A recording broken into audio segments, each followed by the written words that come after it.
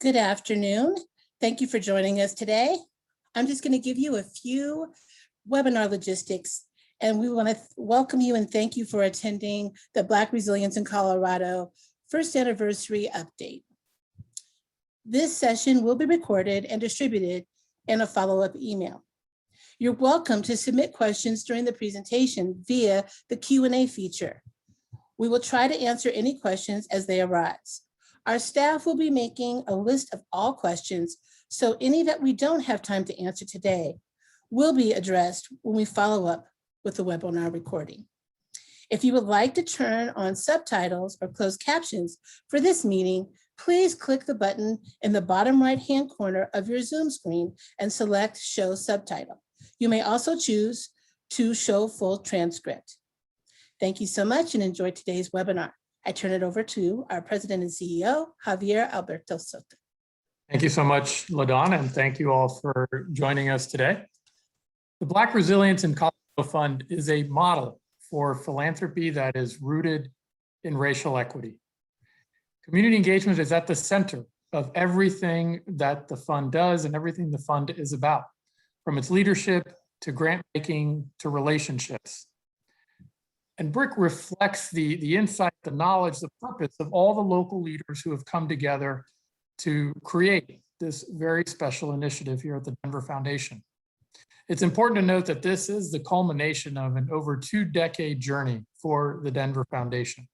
This work has been going on now for over 20 years.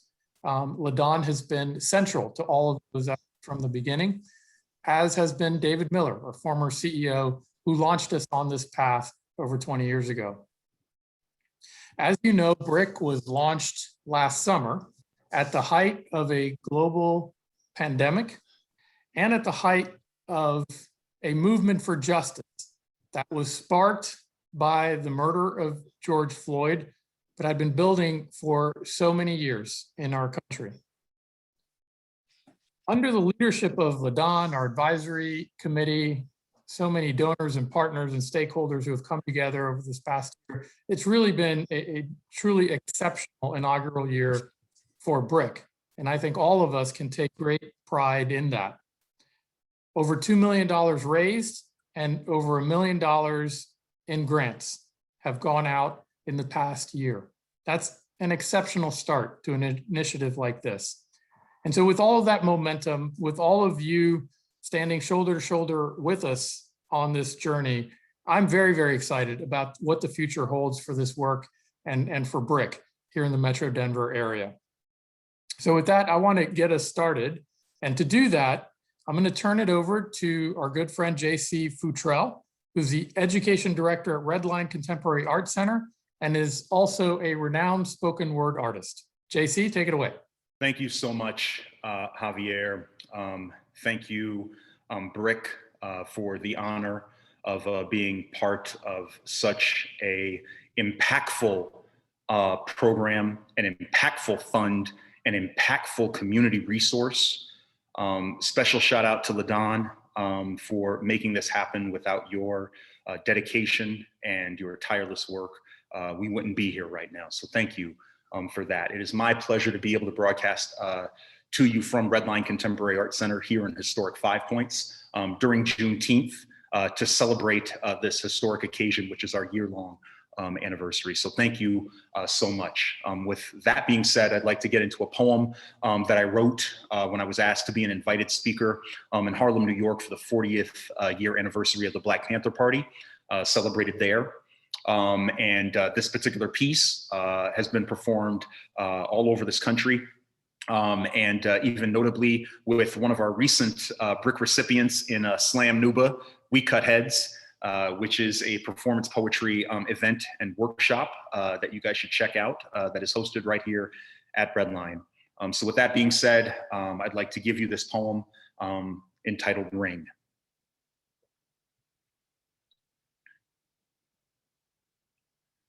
I, in the anthem to a country without honor. I'm a social activist whose speech is only free after 9 p.m. with weekend minutes. I am the diet brand version of a revolutionary let freedom ring.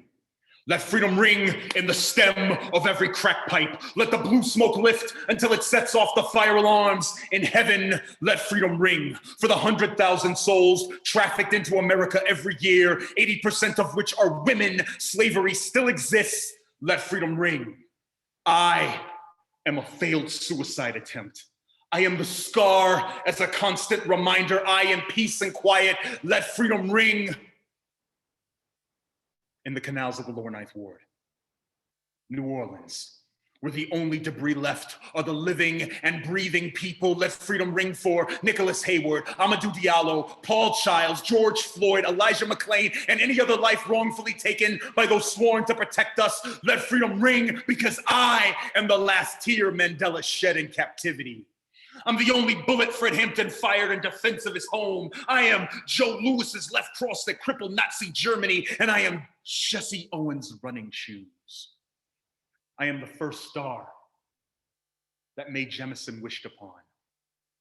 I would rather drown my children than allow them to be born into a life of servitude, because I am the color God painted the universe with. I am God's grief. I make raindrops feel like falling bricks. I am LAPD's red bullseye and the malnourished mouth that inspired the free breakfast program. I am a bomb in a Baptist church. I am the struggle we. Let freedom ring. In Fallujah, where Shiite Muslims would rather set their flesh on fire rather than live under Western rule. In the canisters, Haitians and Cubans drifting to find their freedom down the barrel of a gun in Darfur, Sudan, in the hands of an 8-year-old soldier in Uganda. Let freedom ring because I am all of the things the Black community just refuses to talk about anymore. I am back to Africa. Inequality, AIDS prevention, incest and hope. I am your spook, your coon, and your BET. Uncle Tom. I am 63 cents on the dollar compared to the average wages white men make. I feel more comfortable in calling you my than I am in calling you my brother, because somewhere along the line, I bought into the idea that the thing that we share the most in common is our indignity. So let freedom ring, let freedom ring, let freedom ring. Until it makes a sound, we all can actually recognize. Happy Juneteenth.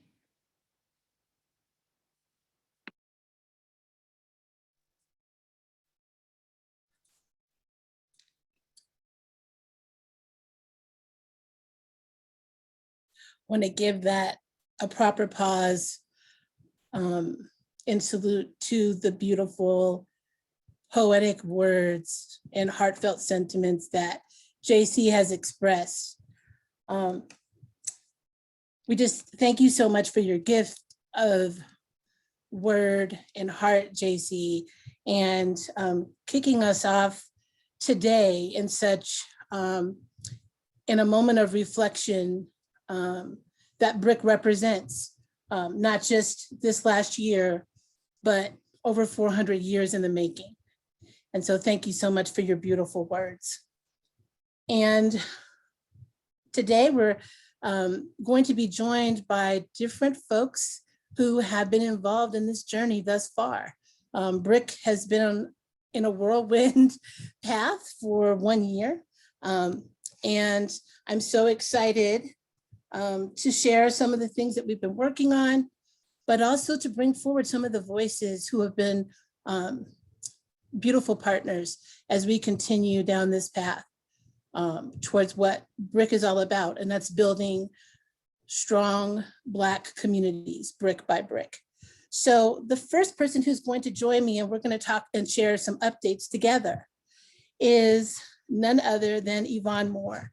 And Yvonne Moore is the managing director of Moore Philanthropy, a Black-led advisory firm working with individuals and families, corporations on their philanthropic giving. She also heads Moore Impact, the firm's exempt arm, which serves as the fiscal partner to community leaders and donor collaboratives, as well as holding donor advised funds, individuals and families who share through their ethos around social and racial justice. Welcome, Yvonne. Thank you so much. How are you? I'm It's my so pleasure good. to be here. I am so excited that you're here, and I'm so glad that we're going to be tag teaming these updates, because I know it's going to be lively and fun, because we always seem to be pretty lively together. So That's how we roll. Yes. yes, yes. So Yvonne, this is a year, literally this week, of the BRIC Fund being in existence. I'll just give you just a minute to if you just want to share for a moment what it means to you, and then we'll talk about all the things we've been working on for the last year. You know, it's now I knew this question was coming, obviously, but after listening to JC and thinking about all that, and I do want to give all props to you, LaDawn, because the vision that you had has brought us to a place, meaning the committee, to a place where I think it's a privilege and an honor to be able to do this work. It's even more of an honor when Black folks are giving to Black folks, which we've always done, right? We don't ever, that's not usually the headline, but but we know that that's actually the truth. And so to be able to be on the steering committee of the fund is a pleasure and an honor. It reminds me why I got into philanthropy, because I'm one of those folks that it's not a job, it's actually a calling. And so I'm excited to share all of the things that we as a committee have been able to observe, all the great organizations that we have funded, all the great organizations we still want to fund. So I'm very excited. I'll stop talking because I got a million stories, but I want to make sure everybody knows what this last year has looked like and what we're looking forward to in the future. So thank you. Thank you. So, as I said before, we started this journey, well, as Javier pointed out, this journey started well before the last year. It's been 20 years in the making, and certainly the idea of a Black focused community fund was seeded 8 years ago. But really, as of June 2020, we began this journey. And the first place we started was with those in the community that also gravitated towards this vision. And so let's, for a moment, let's just share kind of our path when it comes to those who have been supportive of the BRIC Fund, those who have contributed. And I think we have a slide for that. Thank you, behind the scenes folks. So as kind of a whirlwind, but a beautiful whirlwind, we set out, our original goal was to raise $1.5 million within the first year. And as you can see here, we reached that within a few months of announcing that this fund was established. And now going into our second year, we have raised just over $2 million. And this has been an extraordinary moment of, I would say, collaborative effort through individual donors, corporate foundations. Yvonne, and you've watched this unfold. Is this something typical? Oh my gosh, no, I was actually thinking about the fact that so much of philanthropy, like if you know the philanthropic sector, institutional philanthropy, so much of it sits east and west, right? On the West Coast and the East Coast, California and New York. Yeah. And I don't know why and I have to say we, because I'm part of that, feel as though there's nothing happening, if you will, in the middle of the country. Mm-hmm. But what you and we at BRIC have done is actually completely and totally altered the paradigm. And I know you're going to talk about this, but I mean, folks are calling you because they're like, what's happening? We want to do this. How come we can't do this? And we can do this. Yeah. We're going to put a pin in that. We're going to put a pin in that. So I'll stop. But it's a little teaser, but it's actually phenomenal. The growth and the speed of that growth that's happened over the last year and a half. And no, it's not typical. It's not. Right. And, we also had made a promise that we were going to give grants hitting the $1 million mark in our first year. And I think we have a slide for that as well, that just shows the breadth of our focus areas, as well as where those dollars went in the 2 cycles that we have had so far. Yvonne, if you just want to share a little bit about, from being on the advisory committee, your perspective about the grants and kind of what you saw, and then I'll talk a little bit about the numbers. Yeah, so one of the things first, and we went into this, actually the last two cycles, this first year of grant, obviously thinking about the pandemic, what have folks lost? What are folks dealing with? We know historically that Black-led organizations are underfunded on a good day, right? So we actually went in kind of with twofold, how do we actually help organizations meet them where they are in the midst of a pandemic? And then also, how do we actually think about their long-term growth and sustainability? People talk about, oh, you should do strategy this, strategy that. People don't even have the freedom to actually process strategy when they're in the midst of actually something like a pandemic. And then on a good day, they don't have the general operating support to actually do the strategy work that is so key to actually being sustainable. And so that was actually one of the things that I loved about the work that we did, was that not only were we focused on the pandemic and where people were now, we were actually thinking about general operating support and what it is that organizations actually need to thrive on a regular basis. People want nonprofits to be responsive, but they can only be as responsive as we as donors allow them to be. So that was actually one of the things, a couple of the things that I think about that resonate really from these last two cycles. Right, and just kind of maybe just a quick reflection on what we saw as well is that, the support in the first cycle, we saw some of the areas that we focused on, like racial justice and youth, were very high. And then in our second round, we saw that health and housing and jobs increased, and we saw a little bit of a decrease in the other areas except for youth.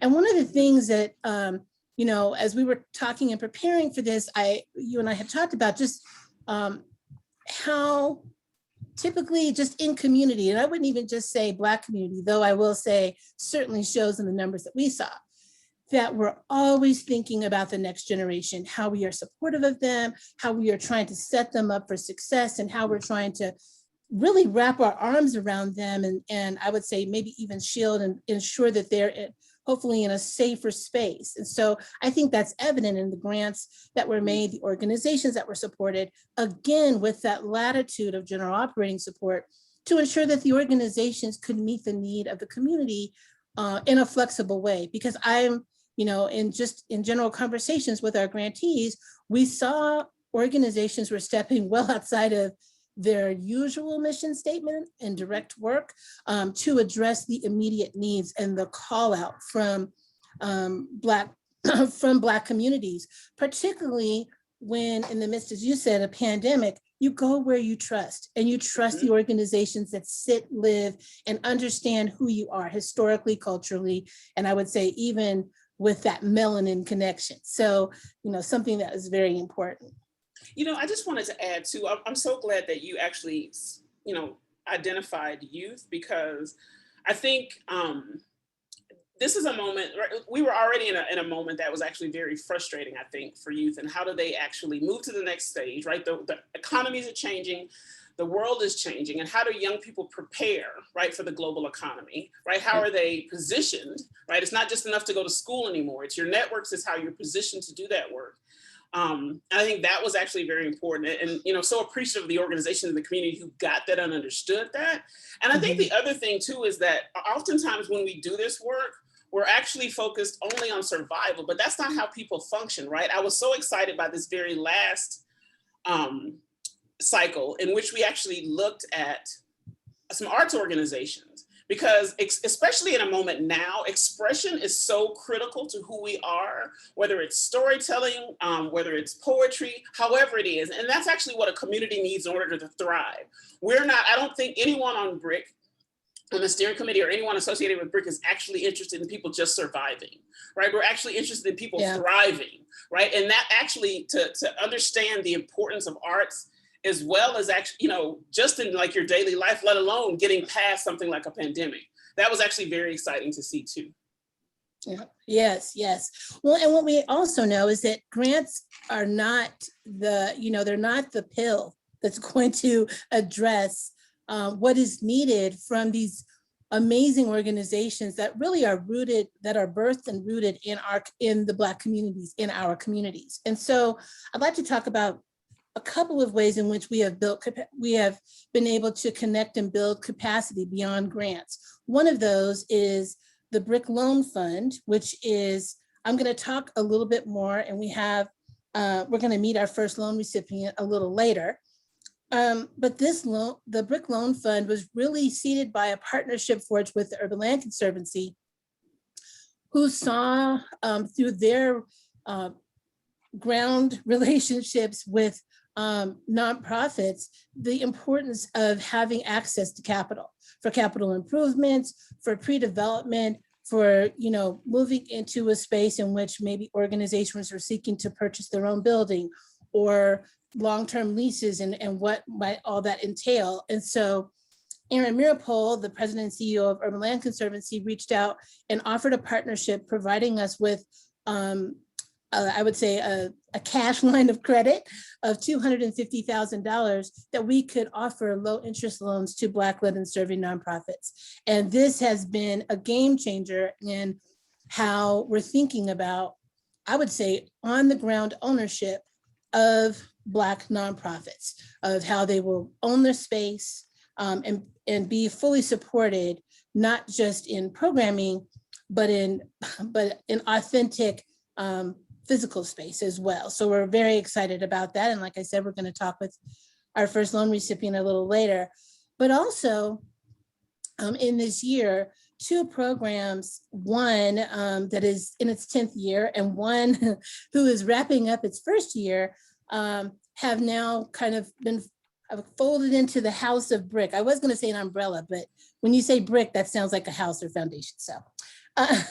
And that's our Executive Directors of Color Institute, which has been around since 2011, which is a 2-year leadership program that provides a space for learning and sharing amongst Black, Indigenous, and leaders of color who are leading nonprofit organizations in the greater Metro Denver area to build their capacity, not just their organization's capacity, but also their individual leadership development and how they're thinking about where they sit in the landscape of our communities, how they can best operationalize and I would say maximize their organization's impact.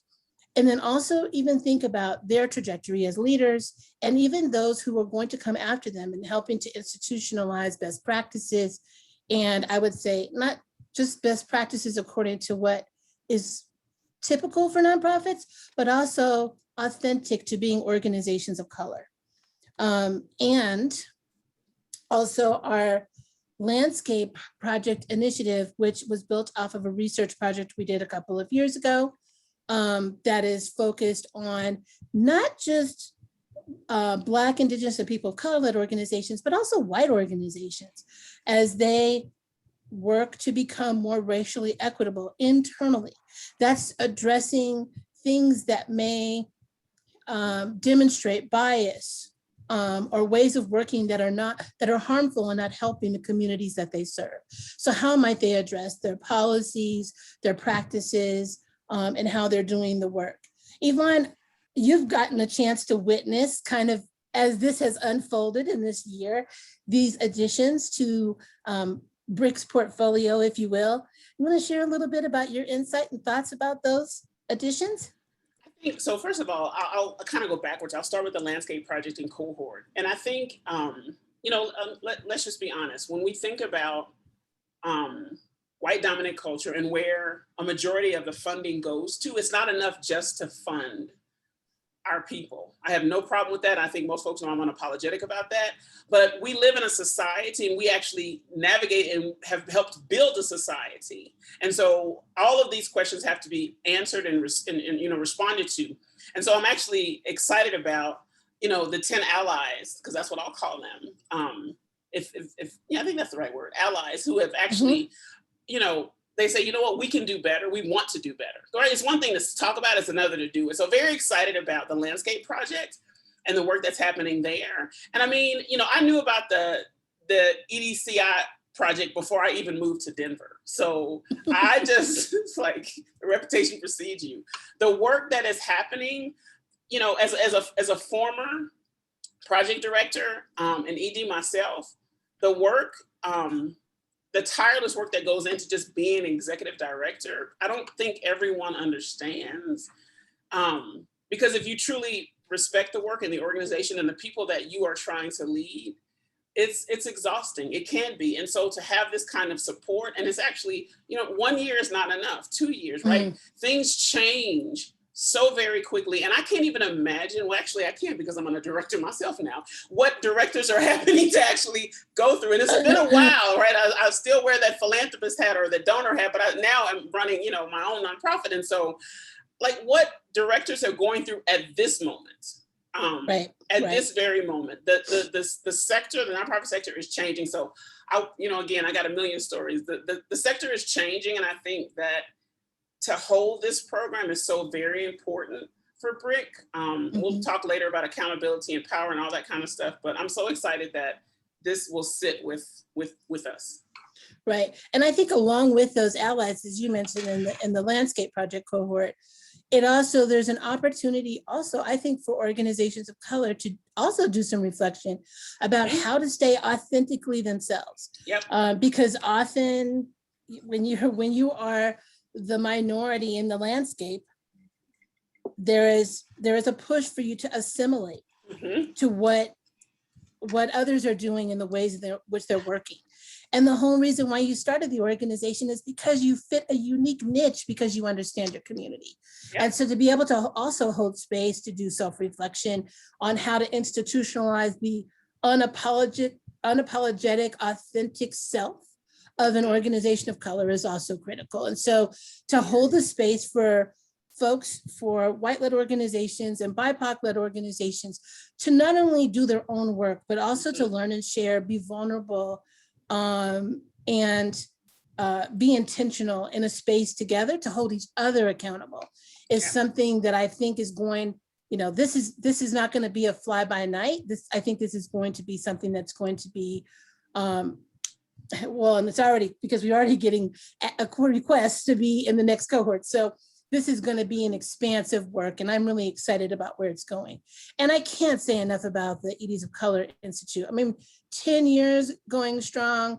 I remember the third year, we were like, oh, we probably have touched we've already recruited all the EDs of color in the metro area.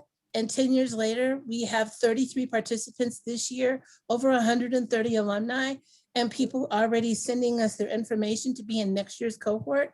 It speaks to the importance of the work, what it means to people.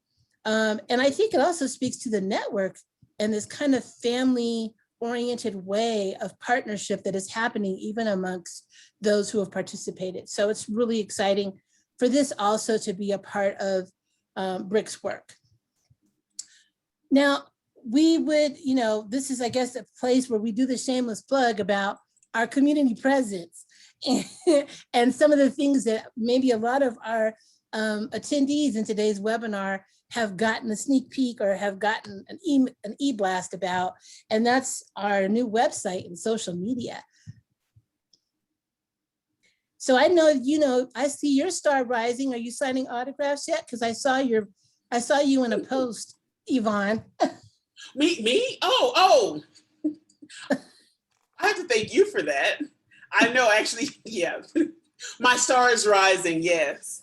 No, actually, it was, just beautifully done. I'm so excited about our website and be able to, and the ability to actually share more about what we're doing, and more importantly, the partners that we're working with. Just so excited. So thank you for that plug. Of course. Well, and we also, this has been an ask from several people, like, how do we get more information? What all are you doing? How do we keep up with you? So the website and of course our social media handles are a great way for folks to connect. But let's also talk about this year, we have been tapped. I mean, BRIC has been tapped numerous times from different folks across the country about this work. Javier mentioned that we're a model. And I think we even have a slide that shows just kind of the breadth of the outreach the reach that we've had and the connections that people have asked us to share. Can you want to talk a little bit about the growing number of funds across the country and just what BRIC means to this work? Yeah, it's very exciting. it's exciting, it's overdue, not at all surprised. I think, some of the same impetus for us launching More Impact is, I'm sure, some of the same impetus is that's happening around the country. And actually, Dele, leave that slide up a little bit so folks can actually see what's happening around the country. I think it's important for folks to really see the momentum that's happening. I think, and again, you'll see where BRIC sits. There's not a lot of folks right in the middle. There's still so much to do. I think, the old book, which most activists know, The Revolution Will Not Be Funded. I continue to go back when I think about this.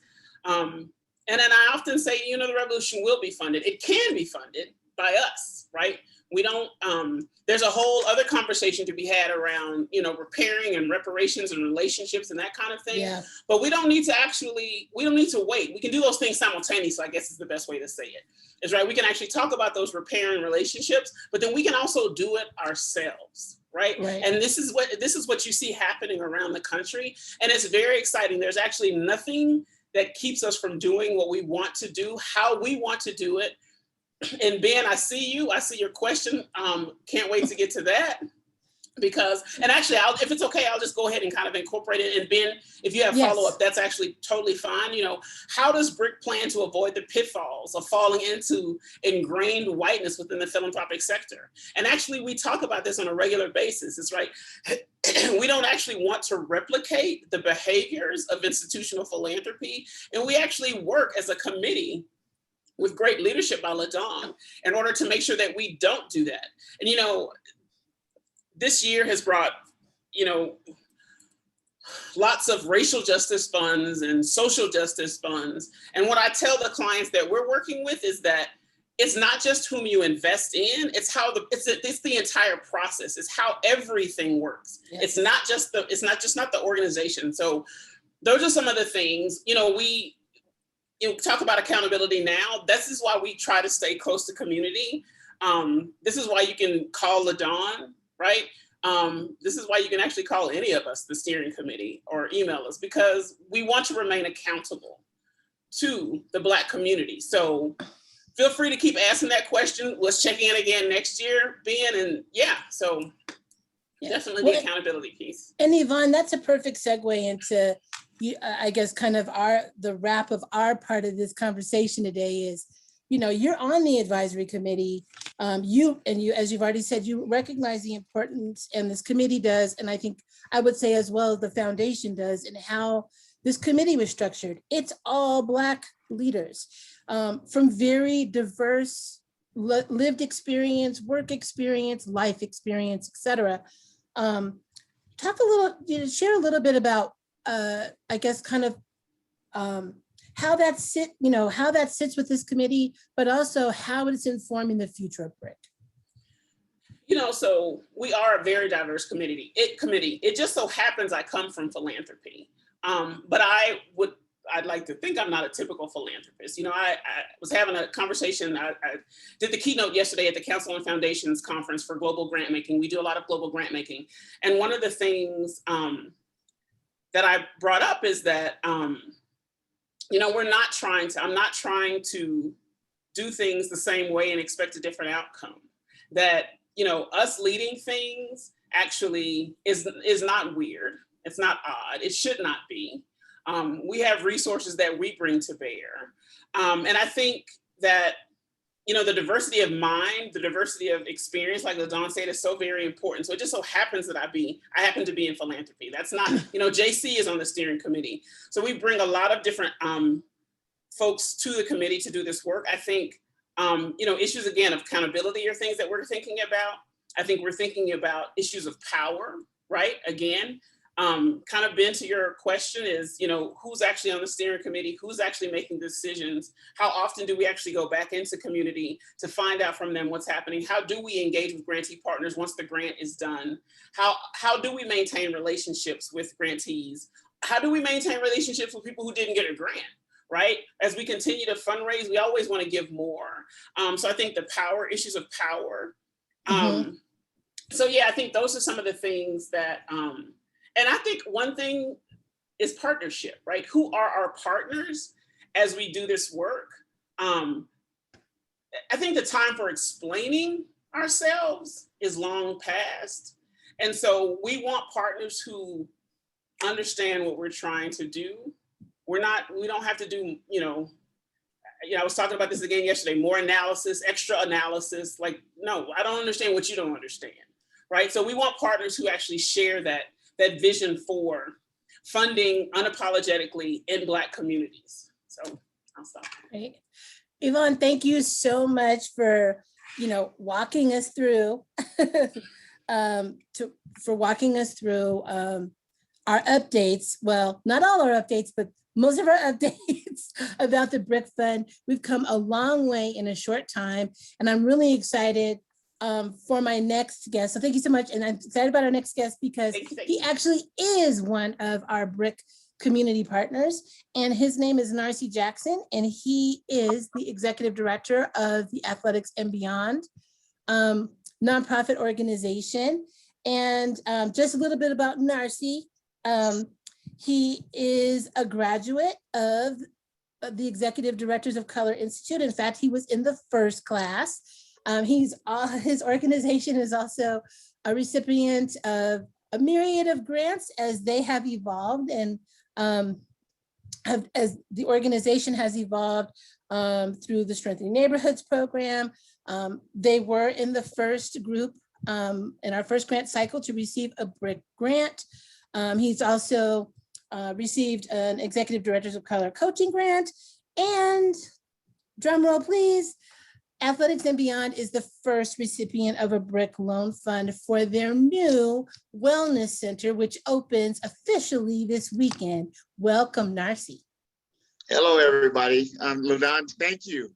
Thank you. And I have to tell you, LaDawn, and I knew, especially at the beginning of when we would apply for the Strengthening Neighborhoods, I knew I was a pest at times, but no, you weren't.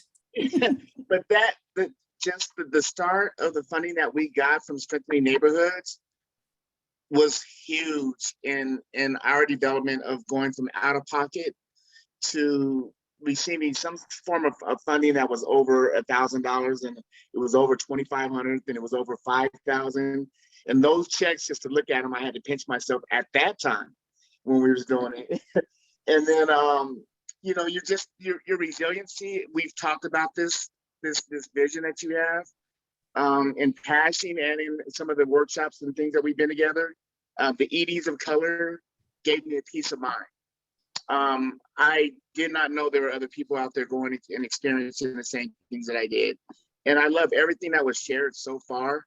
It hit a lot of my emotions just listening to that, because as a Black-led nonprofit, it has been, and excuse my words I'm going to use, but it's been like hell just to try to get $5. And then we can't manage $5. We don't have the capabilities of managing when we get it.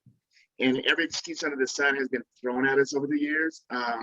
Your traditional funders and even your micro lenders are just as guilty as your traditional lenders right now of looking over, and if it wasn't for social justice issues over the George Floyd and the COVID disparities, even with that, the first set of PPP that went out, we went to our credit union. We don't participate in that. We reached out to Wells Fargo and some of the other main branches, and are you banking here was the question. And so our experience has really been a very challenging, and I'm still pinching myself every day, just with what we're going through right now, that we have a facility, and I know you saw me jump through the phone when you called me the other day and informed me that we were a recipient of the BRIC Fund.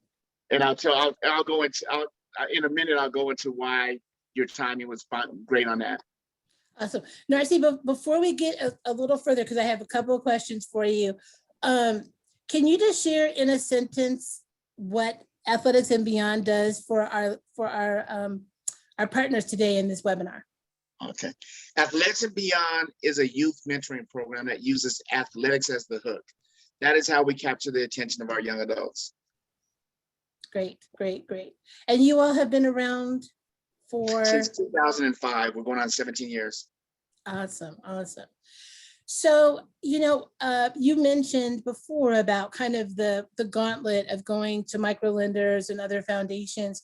Share a little bit about your perspective as a grant recipient of the BRIC, of our grant process, of the grant process for BRIC. And you can talk about for the BRIC grant as well as for the loan, if you'd like. For me personally, because I'm a pretty vocal person. I'm not necessarily a person that's gonna shy away from stating how I feel. For me, it's one of the few grants that you can apply for and you can really raise the issues. You can really say that our organization, of the 7 board members we have, 6 of them are Black. We can say that. It's not a buzzword. It's not the bombs ticking. If you say that word in an application, it's been historically a disqualifier. Yeah. And did you feel a sense of ease or apprehension? Just share a little bit about more about, I guess, about the process. Was it simpler than most? I think that's what, people are asking, like, was it simpler than most? Like, what about the process? Did you feel the timing was good? Did you feel good after you pushed send? Well, I stayed nervous because of it's trauma, right? This process has been traumatic, and this process was easy compared to a lot of the processes that are out there. And I would like to add that disqualifier discourages so many Black-led organizations from applying in the first place, because our historical experiences, and you didn't jump through this hoop well enough and all that stuff. And so even though your process was easier, it's kind of like, they're feeding me a lot of, it's like a turkey, in November, right? Like, I'm getting a lot of food. This is too easy. If I go in this room, what's the catch to this? And so it's that easy. But I would say some things that you can share with other people is that information. And I have no problem sharing that with the rest of our peers, and to let them know that it's not as difficult as historically some of the other processes have been. Thank you. So what is having a Black focused fund or resource in the community? This is the first time we've had something so, directly focused on the Black community. What does that mean to your organization, and what do you think it means to your peers? Oh, it's a godsend. It's a blessing. Once again, it's still surreal. I'm still pinching myself. You still pinch yourself and like, are we really saying Black on an application and not being disqualified? I mean, I really don't have words for it. It's amazing that we can do that we can have a discussion that we know has existed for over 400 years. That now in 2021, we can say we're a Black-led organization, that we've been overlooked. We want the same access to capital and resources that any other organization that comes into our community. And I heard, the revolution won't be televised, but there's also trickle-down community engagement. Your larger nonprofits are able to garner larger funds, then they call on us. Uh-oh. Yeah, so kind of closing, or kind of coming to an end of our part of this conversation. Talk to us a little bit about the loan fund in relationship to your new space that you are officially opening this weekend. Again, a godsend. So what we did not know, and I am a property accountant, that's my trade. I was a property accountant for X amount of years, but I've never leased a property from anybody. What we did not know is when you get the building, it doesn't come perfect. It doesn't come the way that you want it to come. So all of a sudden we get this invoice from some people that can help us with our build out. The invoice has this dollar amount on it, and my jaw just drops to the ground. Like, what do you mean tenant improvements? $80,000 in blah, and all we're asking for is a drywall. I mean, I could put that up myself and be tilted, but it won't, fit, that amount of money and all that stuff. And to have funding that's specific for that, like, I mean, we could have. I just got the invoice when I got your call, and I'm like, where's this money going to come from? How are we going to do this? And our board's like, Narcy, what's going on? What should get us into there? We got this building. And so now with that BRIC fund being very specific towards tenant improvement, it addressed something that, once again, now let's talk about the historical problems, is we're very rarely where we have capital, but also it's hard to obtain space. That's another barrier that that needs to be addressed, and all that stuff is in the industrial component of real estate. There are no guiding lines like housing authority. I mean, or like the housing laws that go on. They can rent and lease to who they want to. And they can tell you, I just don't want you in my building, and they can say for whatever reasons and all that stuff. But if the timing of it for us, when we need tenant improvements and we're trying to build this building out, could have been any more perfect. And we can keep the money that we do have and allocate that towards payroll, because we did hire 2 more people to work, one to work full-time and one to work part-time. Wow. In addition to me. That's awesome. So what are if you just, I'll give you a moment to give a plug for your new wellness center, the name, your hours, where it is, and maybe a sentence or so about what the programming that's happening there. This is it's a one-stop shop. And thank you again. This is a one-stop shop where you can come and do tutoring. You can come and get resources about Wi-Fi connections, about job employment opportunities, be it the white collar or blue collar employment opportunities. You can have a meeting here. We got yoga wellness. We're going to have physical therapy, if it's acupuncture or massage therapy or whatever. And then we have where we butter our bread. Our athletes have a home where they can go to, where they can train. We'll have heavy weights. We'll have cardio equipment, stairs, rowers, bikes, and things like that. We'll have wrestling mat for our wrestling program. We'll have a boxing ring for our boxing program. We'll have speed and agility where we have turf that's laid down.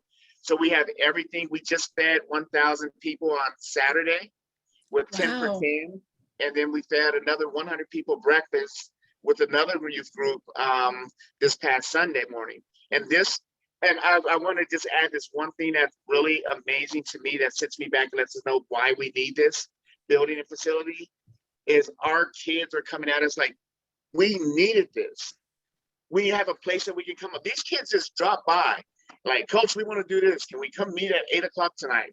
Can we do this and that? And so we've given our community a home without the red tape. That's awesome, Narcy. I can't say enough. We've known each other for quite some time, and quote unquote, I've seen you grow up. I've seen you grow up and your nonprofit grow up. You're right. But the beautiful thing is to see your passion for community just flower in everything that you've done, and all the time that we've got to know you, to support you, and to kind of come alongside your vision. So thank you so much for everything you're pouring into community. Can't say enough about you, your board, and the community that you've created. Thank you so much. Thank you so much. Thank you. Thank you. I mean, all of you, everybody that was involved in this process, and LaDawn, for your vision.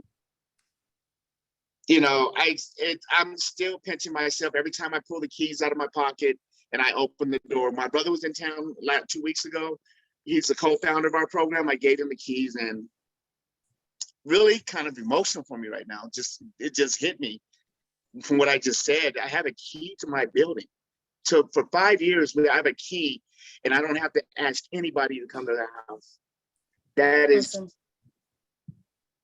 Yeah. Awesome. Thank you so much for sharing the story of Athletics and Beyond, and just being one of our, one of many community partners that are doing great work, particularly in the Black community. Thank you so much. And I'm gonna ask Tad Kelly to join me now. Tad Kelly is the founder and managing partner of CHB Capital Partners, but also a trustee of the Denver Foundation and chair of the Foundation's investment committee. And Tad, you and I get to kind of wrap this thing up, but what better way than to have heard from Yvonne and to hear from Narcy about the work of BRIC.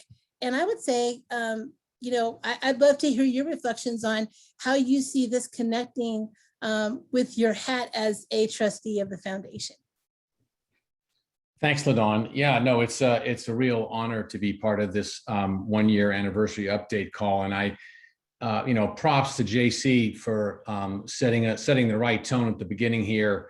Yvonne, thank you. And Narcy, I have to say that, hearing about some of the barriers that an organization like yours comes up against, really, I think for the Black community, it's no surprise. For the white community, I think it sort of takes your breath away. I think it's just something we need to have a better understanding of. The fact, for instance, that you feel that when you apply for something, if you say that it's a Black supporting organization, is almost an automatic disqualifier, is something that is difficult, I think, for most white folks to just wrap their mind around. So thank you for sharing the realities of that. I think it's really important as part of what we're talking about here. And LaDawn, before you and I get going, I just want to brag on you a little bit. For those who didn't have the opportunity to attend, LaDawn was one of the key resources in a heavily attended philanthropy-focused webinar with nationwide reach back in March. The other panelists included Edgar Villanueva, the renowned author of Decolonizing Wealth, Jennifer Ford Reedy, the president of the Minnesota-based Bush Foundation, and Will Cordery of the California-based Liberated Capital. So big group of well-known people. Not only did LaDawn speak eloquently and passionately about the Denver Foundation's BRIC Fund, but she was describing for the audience the 5 T's of philanthropy when all the other panelists were like, whoa, wait a second. We know about contributing one's time. We know about the importance of contributing one's talent and one's treasure, but what are the other 2? Well, LaDawn knowingly said, well, the other 2 that we all need to contribute are one's ties, so there are relationships, and one's testimony, our voices, speaking up and speaking out. And the whole panel's reaction was, whoa, thanks for educating us too. And I share this story with everybody to illustrate 2 points. One is just to confirm what most of you already suspected, which is that these prominent panelists have nothing on LaDawn. We have our own luminary in this field in LaDawn.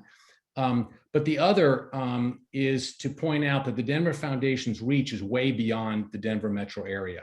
And in that way, we serve as a role model for other foundations nationwide seeking to do the important racial equity work that we're engaged in. We have a ripple effect.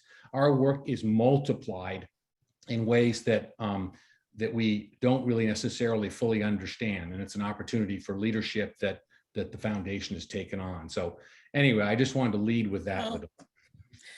Well, thank you. I'm sorry, that kind of threw me off because I wasn't expecting that, but thank you though. So Tad, just to kind of bring us back into conversation, maybe reflective of everything we've heard today in this last year, how do you envision the place of BRIC in the foundation's call out to, I would say, proactive call out about racial equity and inclusion in its work, not just externally, but internally as well? Yeah, I guess I have 2 sort of perspectives on that. One is sort of as a BRIC donor, and maybe talk about that. And I towards the beginning of the pandemic, you and your team had the foresight, to respond early to what could have been, for me, sort of a 1-2 knockout punch to many of Denver's Black-led, Black supporting nonprofit organizations. What I'm talking about, of course, is the potential pandemic-driven decline in financial support for these critical organizations, just as the needs of the communities that they serve were skyrocketing, right?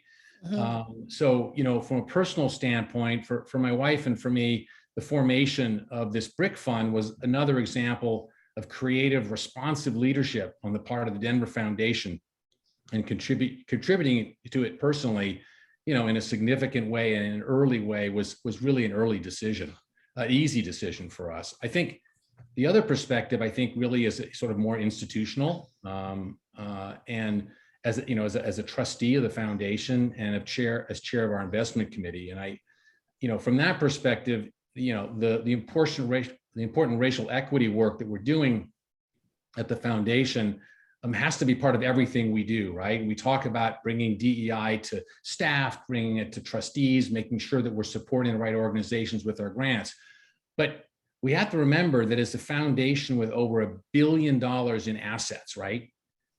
We can have a significant impact by how and with whom we invest our capital, right? This is something that people don't think about quite as much. There's lots of opportunity on that side where we can have impact. And the great news is that we can invest with diverse managers who bring a socially responsible investment lens to the companies they invest in on the Denver Foundation's behalf, without compromising in any way our unchanged goal of maximizing the long-term risk-adjusted returns of our donors, right? It's like a free lunch.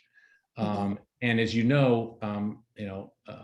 we're already in the process of working on this with our new investment consultant, NEPC, to do just that. So it's really integrating this work in everything that we do. That is so, I was going to say that's so connected to the next thing I was going to ask you is, Yvonne talked a little bit about like the future thinking about BRIC and its trajectory. NARCI has expressed the importance of having a fund like this in the community. And you've talked about, a community foundation is a perpetual resource to address the immediate but future needs of a community. Do you see synergy in what BRIC is about? And I would say also kind of the root of what the Denver Foundation, a community foundation, is about being a perpetual resource. Absolutely. I don't see how we can be pursuing our vision as a community foundation if we're not doing this work. And Javier pointed out early on that we've been at this for a while, and it sort of crystallized in the BRIC Fund, which is obviously pandemic driven to some degree. But I think we can do more. I think we need to do more. We've got, and I said, we've got over $1 billion in assets. You think about a BRIC Fund of $2 million, right? So 1% would be 10 million. So this is 0.2%. I say we can do more when we need to do more. I think this is something that absolutely is integrally related to what we do as a foundation. You cannot separate these things. Yeah. Because maybe a point of final reflection that I just ask for you to share is, you, in preparation for this webinar today, you and I had talked about, what we might say to I would say more directly to our communities, to express the importance of this work, but also I would say the intentional relationship between, in this particular case, Black communities and our white allies and accomplices.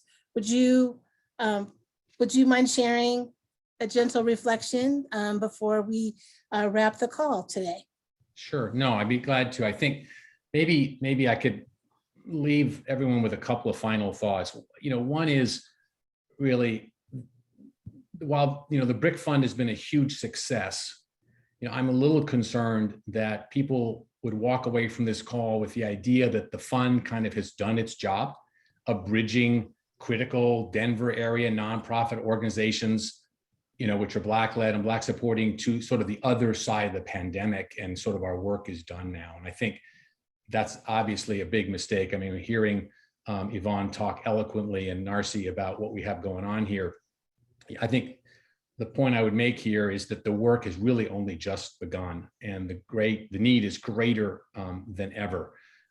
So, I would say to folks, please consider supporting the amazing work that BRIC does with a gift or another gift to this fund. This work goes on and on and on, and it's not over.